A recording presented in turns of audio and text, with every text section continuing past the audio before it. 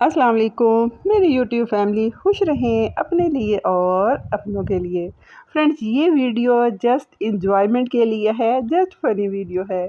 आज आपके साथ मैं अपना एक बहुत फेवरेट मेन्यू शेयर करती हूँ।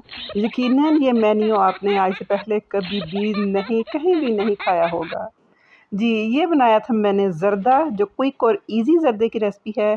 साथ मैंने बना दी, ये डिनर की है, डिनर में आलू की भुजिया, जिनमें अभी सिलेक्ट होना है कि इनमें अंडे डालने हैं या एज़ इट ही खाने हैं। तो मेरा दिल किया क्यों ना आलू की इस मज़े साथ भुजिया के साथ ज़र्दे को कंबाइन करके खाया जाए। यकीन करें, मैंने जब इस भुजिया और ज़र्दे को मिक्स करके खाया तो मुझे तो बहुत मज़ा आया।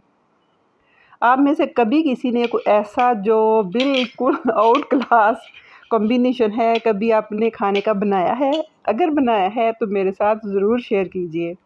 हमारे घर में अक्सर ज़र्दे पे दही, दूध की मलाई या समटाइम थोड़ा-सा देसी घी डालकर खाया जाता है।